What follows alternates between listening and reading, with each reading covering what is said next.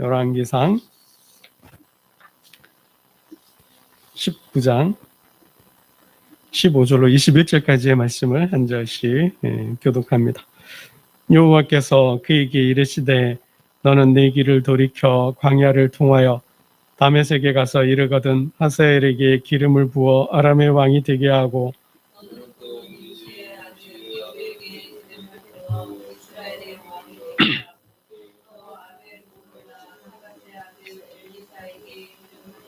너를 대신하여 선양아 되게 하라. 하사엘의 칼을 피하는 자를 예후가 죽일 것이요 예후의 칼을 피하는 자를 엘리사가 죽이리라.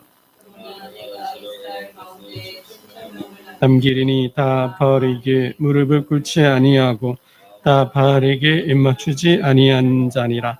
엘리야가 거기서 떠나 샤밧의 아들 엘리사를 만나니 그가 12겨리소를 앞세우고 밭을 가는데 자기는 12째 겨리소와 함께 있더라. 엘리야가 그리로 건너가서 겉옷을 그의 위에 던졌더니 청하건대 나를 내 부모와 입맞추게 하소서. 그리한 후에 내가 당신을 따르리이다. 엘리야가 그에게 이르되 돌아가라. 내가 네게 어떻게 행하였느냐 하니라. 함께 읽겠습니다. 엘리사가 그를 떠나 돌아가서 한 겨리소를 가져다가 잡고 소의 기구를 불살라 그 고기를 삶아 백성에게 주어 먹게 하고 일어나 엘리야를 따르며 수종 들었더라. 아멘. 여러분, 사역은 혼자 하는 게 아닙니다. 인생은 혼자 가는 인생이 아닙니다. 사역은 함께 하는 거고요. 인생은 함께 가는 겁니다.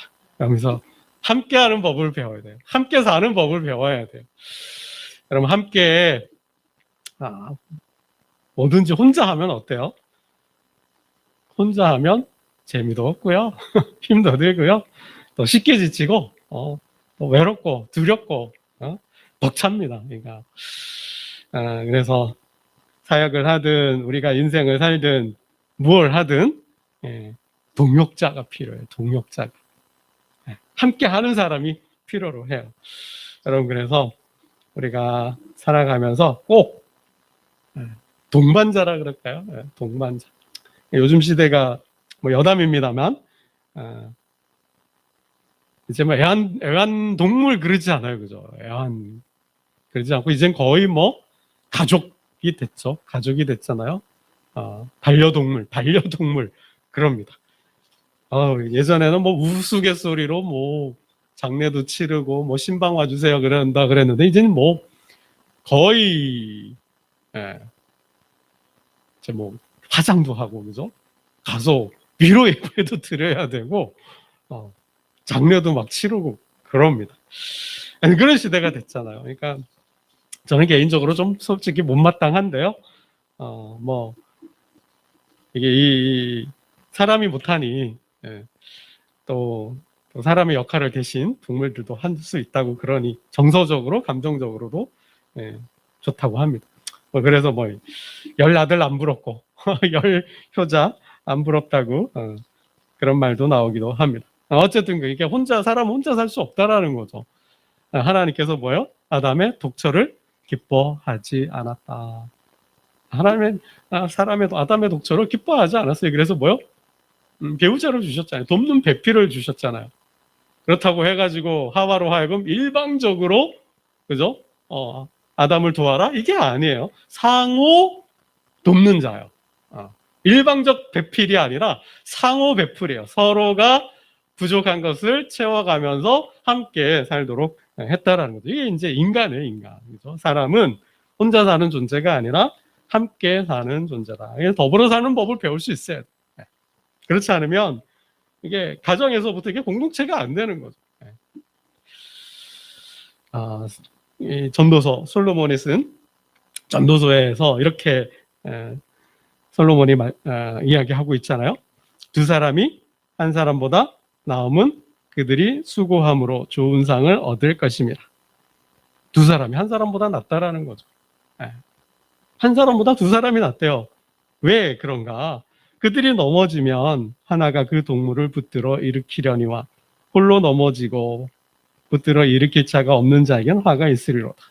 그러니까 동무가 중요한 거죠. 내가 넘어졌을 때, 내가 아플 때, 괴로울 때, 힘들 때 누가 나를 위로해 줄까? 누가 나를 위로해 줄까? 위로받고 싶은데 위로해 줄 자가 없다? 곁에 있는 자가 없다? 도와줄 자가 없다? 여러분 이게 참 쓸쓸한 거죠. 이게 외로운 거죠. 이게 마음을 힘들게 하는 거예요. 인생을 힘들게 하는 거예요. 여러분 아무리 부자면 뭐예요? 아무리 높은 자리 가면 뭐예요?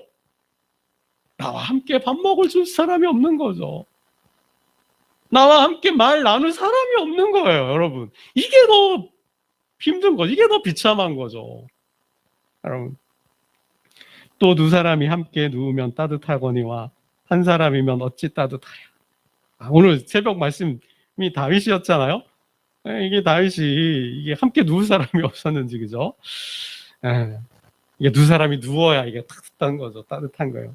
육체적으로도 그렇고, 그러니까 신체적으로도 그렇고, 마음적으로도, 심리적으로도 옆에 함께 누워 있을 때 평안함, 안정감, 이 있다라는 거예요. 이게 바람이 불어도 고난이 와도 뭐요? 나와 곁에 있는 사람이 있으니까. 혼자 맞서 싸우려고 그러면 이게 안 되는 거죠. 근데요, 곁에 같이 싸워줄 사람이 있어. 같이 할 수 있는 지켜주고 지지해주고 격려해주는 사람이 있어요. 여러분 이게 살아가는 힘이라는 거죠. 이게 살아가는 힘이라는 거예요. 한 사람이면 패하겠거니와 두 사람이면 맞설 수 있나니 세 겹줄은 쉽게 끊어지지 아니하느니라. 여러분 한 사람이면 패하잖아요. 한 사람이면 두 사람이면 맞설 수 있다. 이게 시너지 효과라는 게 그거잖아요. 시너지 효과. 여러분 1 더하기 1은 2예요? 결코 그렇지 않죠. 1 더하기 1은 무한대요. 무한대. 어떤 일이 일어날지 모른다는 거죠. 그러나 혼자는 안 돼요. 혼자는 잘해야 본전인 거죠. 잘해야 본전이에요. 오히려 있는 실력도 까먹으면 까먹지. 그래서 둘이죠. 함께하면 백직장도 뭐예요? 맞들면 낫다. 백직장도 맞들면 낫다 그러잖아요. 여당 대표가 자신의 경쟁자였던 아시니까 이낙연 씨가 오니까 백직장도 맡으면 좋겠다. 이렇게 얘기했다고 그러죠. 여러분 그거죠. 삼겹줄은 끊어지지 않는 거예요. 기쁨을 나누면 2배가 되고 슬픔을 나누면 반으로 주는 거죠. 여러분 그러한 사람이 곁에 있는지요? 그런 사람 곁에 있어야 돼요. 그게 아내가 됐던 남편이 됐던 친구가 됐던 어떤 동료 다 있어야 된다는 거예요. 여러분 그런 점에서 오늘 나의 인간관계를 한번 생각해 보면 좋을 것 같아요. 나의 인간관계. 여러분 이게 인간관계 네트워크가 중요해요. 인간 네트워크가. 여러분 영적으로나 정신적으로 나를 이끌어줄 멘토가 필요합니다. 멘토가 있어요. 인생에 멘토가 있어야 돼요. 여러분 우리는 뭐든지 다 처음이잖아요. 미안해. 나도 엄마가 처음이야. 엄마도 처음이잖아요. 뭐든지 다 처음 아닌가요? 여러분 처음 가는 길이잖아요. 처음 사는 인생이잖아요. 왜요? 인생은 한 번밖에 없으니까. 그래서 누가 필요해요? 앞서간 사람이 필요한 거죠. 선배가 필요한 거예요. 앞서간 사람이. 그래서 지혜를 구하는 거잖아요.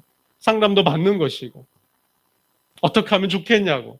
내가 이런 일을 당했다고. 내가 지금 처지가 형편이 이렇다고. 여러분 도움을 구할 수 있는 사람이 필요한 거예요. 이 독불 장군이 힘든 거예요. 독불 장군이. 그런 사람이 힘든 거예요. 살기 힘든 거예요. 여러분 그래서 인생에 반드시 멘토가 있어야 돼요. 멘토. 나의 영혼을 내 인생을 이끌어줄 정말 내가 위기에 처했을 때 정말 SOS를 칠 수 있는 도와줄 수 있는 그런 멘토. 그리고 여러분 내가 또 멘토가 되어야 돼요. 그런 점에서 뭐예요? 후배도 있어야 돼요. 내가 이끌음을 받았잖아요. 그럼 어떻게 해요? 이끌어주는 사람도 있어야 된다는 거예요. 그게 인생의 재미예요. 그게 인생이라는 것이죠. 받기만 하고 주지는 않는다? 여러분 이게 물은 흘러가야 되는 거죠. 그거는 너무 나쁜 인생인 거죠. 받기만 하고 주지는 않고 챙기기만 하고 도움 받기만 하고. 이게 뭐, 그러면 어떻게 해요? 관계 끊어지는 거죠. 관계 끊어지는 거예요. 뭐, 여담입니다만, 어느 기업의 회장님이 자기 고향 사람들에게 1억씩 줬대요. 다 아시네요. 정말 놀랍지 않습니까? 저는 진짜 충격적이었어요. 와, 우리나라에 이런 분이 계시네? 야, 1,000만 원도 안 해, 1,000만 원. 여러분, 100만 원 주기도 힘들잖아요. 100만 원 주기도 힘든데, 뭐, 1,000만 원도, 1억씩 줬대, 마을 사람, 고향 사람들에게. 야, 그리고 뭐, 그 동네에 뭐 참치도 돌리고, 집도 줘, 그렇게 들어간 돈이 2,400억? 아니, 총 다 하면요. 그러니까 1억씩 줬는데 1,400억을 줬고, 뭐 참치도 주고 뭐 이래 주고 저래 해가지고 뭐 다 준 거 따지면 2천억이 넘는데 2천억이. 그것도 뭐예요? 자기 개인 사비로. 와, 우리나라에 이런 분이 계시네요. 난 이런 사장님, 이런 회장, 이런 기업은 거의 못 본 것 같아요. 야, 정말 멋있는 분이다. 이따가 한번 이따가 한번 이따가 한번 좀 찾아보고요. 아무튼 제가 본 기사에는 그렇게 났는데, 그러면서 뭐 공적비도 세우지 말라 뭐 이런 말씀도 하셨다고. 그래서 뭐 마을 사람들이 이건 그냥 넘어가면 안 된다, 이거는 이런 분은 그냥 더 써는 안 된다, 그래서 뭐 공적비를 하자, 뭐 그래서 주민들이 자치적으로 뭐 한다는 얘기도 들었어요. 야, 그러니까 여러분, 이런 거죠. 그분이 그게 그렇게 하는 이유는 뭐 보니까 고향을 지켜줘서 고맙다, 고향을 지켜줘서 고맙대요. 와. 그러니까 혼자 객지 나가서, 고등학교 졸업 객지 나가가지고 야학해가지고 뭐 이렇게 했는데, 자기 고향을 이렇게 지켜준 거. 그러니까 어려움을 아시는 거죠. 여러분, 이거죠. 내가 받았어요. 뭐 어떻게든 혜택을 얻었어요. 그럼 어떻게 해요? 그러니까 나누는 거죠. 그런 마음들이 있어야 되는 거죠. 그러니까 사람을 기를 수 있어야 돼요. 근데 여러분, 이렇게 내 멘토가 있어야 되고, 또 내가 멘토가 되어서 사람을 끌어줄 수도 있어야 돼요. 이것만 있으면 안 되고요. 동료가 필요해요. 동료 집단이 필요해요. 진짜 힘은 어디에서 나오냐? 동기들에서 나온다는 거예요. 그러니까 여러분, 우리가 나이가 들어서 왜 동창회해요? 뭐 반창회하고 뭐 왜 그래요? 그러니까 기본 마음적으로 공감이 되잖아요. 그러니까 지지와 격려와 어떤 공유, 삶을 공유하면서 나눌 수 있는 그러한 사람들인 거죠. 허물 없이 순수한 마음으로. 그러면 이러한 동료, 친구들이 필요로 하다고 그래요. 그 사람들이 나의 중보자가 될 수도 있고요. 또 그러한 모임이나 공동체나 집단이 나의 안식처, 마음의 안식처, 나의 어떤 평안을 줄 수 있는 그러한 곳이 될 수 있다라는 거죠. 그게 교회가 되면 더 좋고요. 제가 여러분 이걸 어려운 얘기를 그냥 풀어서 심리학의 이론을 이렇게 풀어서 말씀드려보면, 그러니까 이런 네트워크, 인간 관계가 필요한 거예요. 그러면 이게 나를 끌어주고, 또 내가 끌어주고, 또 함께 이런 마음과 삶을 공유하면서 이렇게 살아갈 수 있는, 으쌰으쌰 해가지고 살아갈 수 있는 이러한 네트워크, 인간관계가 필요하다라는 거죠. 오늘 본문 말씀이 엘리야가 엘리사를 부르는 이야기잖아요. 우리 19절 말씀을 한번 보겠습니다. 19절 함께 봅니다. 시작. 엘리야가 거기서 떠나 사밧의 아들 엘리사를 만나니 그가 12겨리소를 앞세우고 밭을 가는데 자기는 12째 겨리소와 함께 있더라. 엘리야가 그리로 건너가서 겉옷을 그의 위에 던졌더니, 그러니까 엘리야가 돌아왔어요. 호렙에서. 이게 이제 다시 이스라엘로 돌아온 거죠. 돌아와가지고 누구를 찾아갔냐? 엘리사를 찾아갔어요. 엘리사를 찾아갔더니 12겨리소. 그러니까 한 겨리가 소 2마리죠. 소 2마리가 멍에를 메고 함께 멍에를 메고 밭을 가는 거죠. 근데 12겨리소니까 24마리를 앞서서 밭을 가는 거예요. 지금으로 하면 이게 영농기계 같은 그런 걸로 이렇게 한 번에 이게 그죠? 엄청난 부자였던 것 같아요. 그러니까 그렇게 이제 밭을 갈고 있는 거죠. 그렇게 밭을 갈고 있는 엘리사에게 엘리야가 자기가 입고 있던 겉옷을 던진 거죠. 이게 뭐요? 부르는 거죠. 부름. 왜 이렇게 엘리야가 엘리사를 찾아가서 자신의 겉옷을 던졌는가? 이게 19장 16절 하반절에 보면 하나님께서 보내신 거예요. 엘리야야, 엘리사를 가서 선지자로 불러라. 너의 후계자로, 너의 후임으로 불러라 라고 말씀하신 거죠. 제가 한번 읽어보면요. 또 아벨, 무홀라, 사밧의 아들 엘리사에게 기름을 부어 너를 대신하여 선지자가 되게 하라.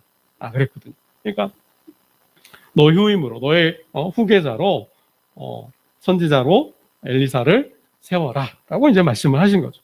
그러니까 왜 하나님께서 엘리사를 세우신 걸까요? 그러니까 이게 다른 말로 기름을 부어서 선지자로 세운 것은 사람을 세우라는 거죠. 하나님의 사람으로 세워라, 선지자로 세워라, 동역자로 세우라는 거죠. 동역자로 세우라는 거예요. 왜 하나님께서 엘리사를 너의 동역자로, 너와 함께 일하는 사역자로 세우라라고 말씀하셨어요? 앞에 내용이 갈멜셀 대결을 펼치고, 그리고 이 바알 제사장들을 기손시내로 데리고 가서 다 죽였잖아요. 아합이 이 이야기를 아내 이세벨에게 했잖아요. 이 이야기를 들은 이세벨이 화가 나서 어떻게 해요? 내가 이 엘리야를 유줄 내겠다. 내가 죽이겠다 그랬잖아요. 내가 가만두지 않겠다 그랬더니 엘리야가 겁을 먹고 두려워서 호렙까지 도망을 갔잖아요. 그때 하나님이 뭐라 그래? 두 번씩이나 물었어요. 그죠? 다시 한번 볼까요? 19장 9절 10절을 한번 보겠습니다. 오늘 본문의 배경이 되는 말씀인데요. 19장 9절 10절 함께 봅니다. 시작. 엘리야가 그곳 굴에 들어가 거기서 머물더니 여호와의 말씀이 그에게 임하여 이르시되 엘리야야 내가 어찌하여 여기 있느냐. 어찌하여 여기 있느냐. 한 번 더 뒤에 또 나와요. 13절에 보면 하반절 엘리야야 내가 어찌하여 여기 있느냐. 지금 엘리야는 호렙산에 있거든요. 모세가 하나님을 만났던 그 호렙산에 있거든요. 네가 왜 여기 있느냐? 너 왜 여기 있냐? 왜 여기까지 왔냐? 이거죠. 그랬더니 엘리야의 대답이에요. 10절 함께 봅니다. 시작.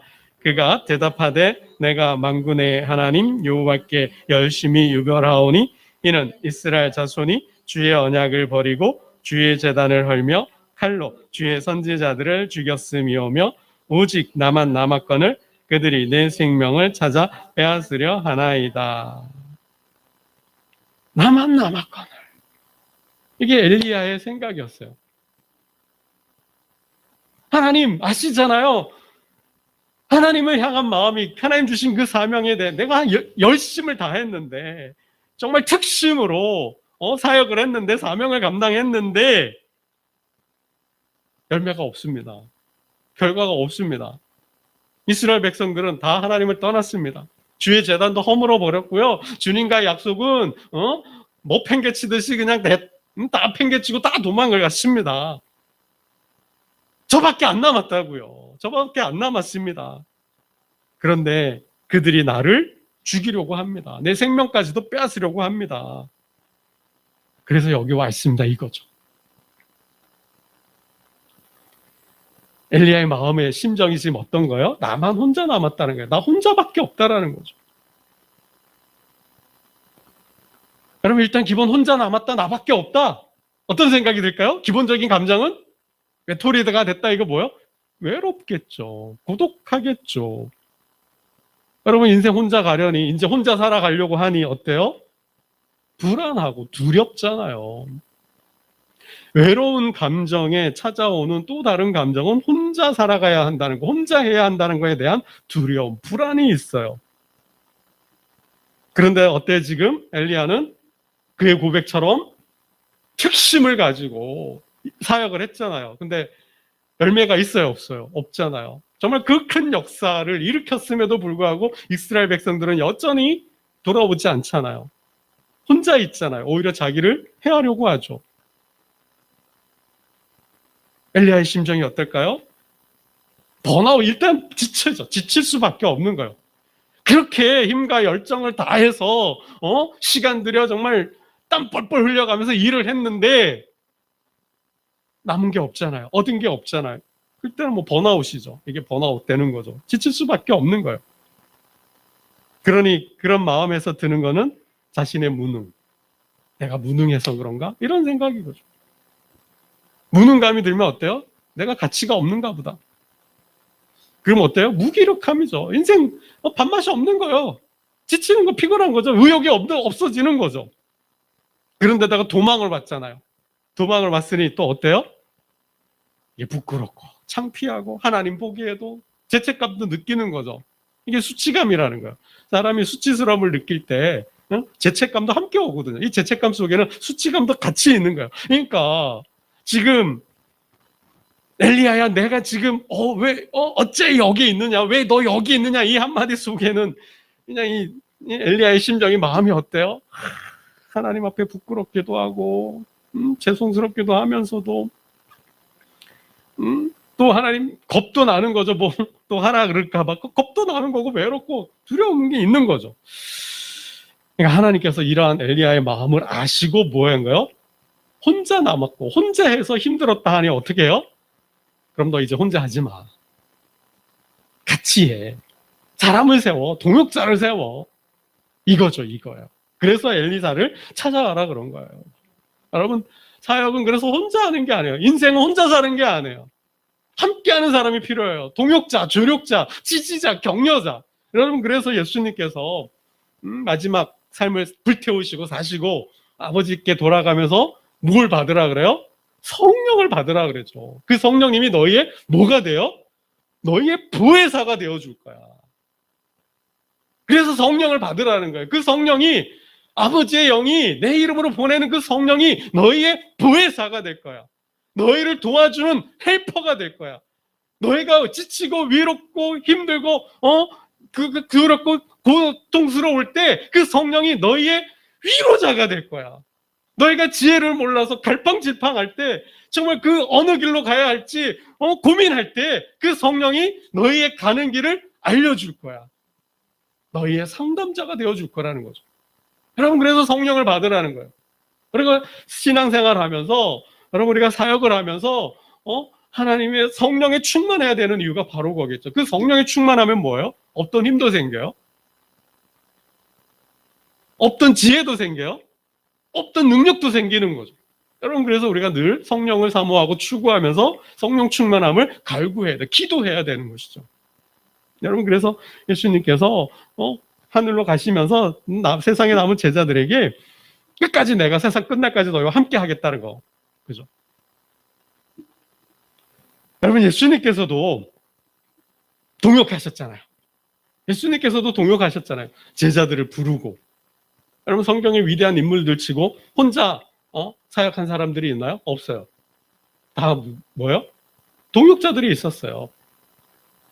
지지자들이 있었어요. 조력자들이 있었어요. 함께 그 일을 해나갈 수 있는 그러한 사역자들이 있었다라는 것이죠. 예수님께서도 제자들을 파송하여, 그죠? 세상에 파송하시는데 혼자 보냈나요? 절대 혼자 보내지 않았어요. 그죠? 권능도 주고, 또 뭐와 누구와 함께 보내요? 둘씩 짝을 지어 보냈다라는 거죠. 여러분, 이단들도 그렇죠. 이단들도 그렇고요. 뭐 여호와 증인도 그렇고요. 혼자 있는 사람들 봤어요? 없어요. 절대 뭐요? 혼자 안 있어요. 두 사람이 짝을 지어 전도하게 두 사람을 보내요. 성경에서 다 배운 거죠, 예수님께. 여러분, 그거예요. 예수님께서도 제자들을 세상에 보내실 때 혼자 보내지 않았어요. 둘씩 짝지어서 먼저 앞서 보내셨다라는 거예요. 여러분, 모세가 될 수 있었던 것, 영도자가 될 수 있었던 것은 그의 함께 해주었던 여호수아와 갈렙이 있는 거죠. 여러분, 바울이 위대한 사역자가, 교회의 사역자가 될 수 있었던 것은 그들과 함께 동역했던 디모데와 실라 같은, 아굴라와 브리스길라 같은 수많은 동역자들이 있어 주었기 때문에 교회의 위대한 사역자가 될 수 있었던 것이죠. 여러분, 다니엘이 그가 바벨론에서도 바사제국 속에서도 총리가 될 수 있었던 이유는 뭐예요? 그와 함께 동역해준 기도의 동역자, 함께 신앙을 고난을 함께 해주었던 전우들, 새 친구들이 있잖아요. 여러분, 그거죠. 신앙은, 믿음은 절대 혼자 갈 수가 없어요. 혼자 가면 사단의 밥이 돼요. 우로 치우치든 자로 치든 치우치거나 아니면 구덩이의 함정이 빠질 수밖에 없어요. 여러분 그런 점에서 한번 시간이 되시면 철로역정, 존 버전이 쓴 철로역정이라는 책도 한번 보면 좋을 거예요. 우리 신앙생활에 많은 유익한 도움을 주는 책이에요. 우리 아이들 보고 꼭 읽어라, 꼭 읽어라 제가 그러고 있는데요. 신앙생활은, 순례의 길은, 믿음의 여정은 절대 혼자 가는 게 아니다. 그리고 사역은 혼자 하는 게 아니다. 함께 하는 것이라는 거죠. 여러분 혼자 할 때 이건 여러분 부부도 그냥 여담으로 들으셔요. 부부도 함께 사는데 혼자라는 느낌을 받으면 어때요? 이때부터 부부간에 문제가 생겨요. 네. 나 혼자 있다? 나만 따당하고 나만 남았다? 나만 외톨이가 되었다? 공동체에서 그런 느낌을 받으면 어때요? 그 직장, 그 공동체에 여러분 갈 수 있을까요? 못 가는 거예요. 안 되는 거예요. 여러분 혼자 있으면 지쳐요. 빨리 지칠 수밖에 없고 좋은 생각이 절대로 들지 않아요. 부부 사이에도 보면 참 남편이나 아내가 알아주지도 않고 같이 살면서도 한 입을 덮고 살면서도 나 혼자다는 느낌을 받을 때 어때요? 남편이 없는 것 같아? 아내가 없는 것 같아? 그냥 혼자 사는 것 같아. 여러분 그런 마음이 들면 어때요? 내가 손해보는 것 같죠? 그러면 내가 손해본다는 느낌이 드는 거예요. 그러면서 뭐야? 안 도와준다고. 도와주지 않는다고. 나만 고생하는 것 같죠? 그러면 어떤 생각이 들어요? 내가 이러려고 결혼했나? 내가 이러려고 결혼했나? 내가 이러려고 이 사람 만났나? 그러면 또 당연히 어떤 생각이 들어요? 본전 생각나는 거죠. 과거로 돌아가고 싶은 거죠. 나 돌아갈래. 나 돌아가고 싶은 마음이 드는 거죠. 이 사람 만나기 전에, 결혼하기 전의 삶으로 나 돌아가고 싶어 하는 거죠. 그러면 또 뭐라 그래요? 내 청춘 돌려달라 그러는 거죠. 내 청춘 돌려달라 그러는 거예요. 내가 어디 가서 내가 이 고생하면서 이런 대접 받으면서 이런 대우 받으려고 내가 당신하고 결혼했어 그러면서 내 청춘 돌려달라 그러는 거죠. 여러분 이게 이렇게 되면 힘든 거죠. 힘든 거죠. 혼자 남았다라는 거, 홀로 있다라는 게 굉장히 힘든 거예요. 그래서 아내의 마음도 남편의 마음도 잘 살피셔야 되고요. 그래서 손 잡아줘야 되고 한번 안아줘야 되고 다독여줘야 되고 따뜻한 말도 해줘야 되고 걱정하지 마. 내가 있잖아. 항상 곁에 있어줄게. 이 멘트도 하면 좋을 것 같아요. 또 집에 가서 혼날 것 같은데요. 하여튼 제가 배운 거 말씀드리는 거예요. 여러분 부부 사이도 그렇죠. 우리가 공동체에서도 사역하는 데 있어도 혼자 한다고 생각하면 여러분 이게 안 돼. 일이 안 돼요. 사역이 안 돼요. 혼자 한다고 생각하면 다 미워져요. 다 미워져요. 나만 손해보는 거 같고 나만 고생하는 것 같고 나만 수고하는 것 같거든. 저 사람들은 그냥 그의 문턱만 마당만 왔다 갔다 밟고 가는 것 같거든요. 여러분 그러시면 안 돼요. 그래서 혼자 남았다고 생각하니까 하나님께서 뭐예요? 아니야. 7,000명이나 있어. 그리고 너를 도울 수 있는 사람 엘리사를 세워. 사람을 세워. 동역자를 세워. 라는 거죠. 더 나아가서 뭐예요? 하사엘가 예후에게도 기름을 부어 너의 동역자로 삼아 라고 말씀하고 계신다라는 거죠. 여러분 사역을 하다가 교회 사역을 하다 지치셨는지 모르겠습니다. 성령의 불을 받으시기를 축원하고요. 또 상처를 받았는지 모르겠습니다. 그 성령 하나님께서 상처를 어루만져 주시기를 기도하고요. 또 외롭고 혼자 남았다 쓸쓸함을 느끼시는지도 모르겠습니다. 함께 사람을 세워서 함께 동역하며 정말 상호 배필이 돕는 헬퍼가 되어서 교회 공동체를 그리고 여러분의 가정을 든든히 세워가시기를 주님의 이름으로 축복합니다. 기도드리겠습니다.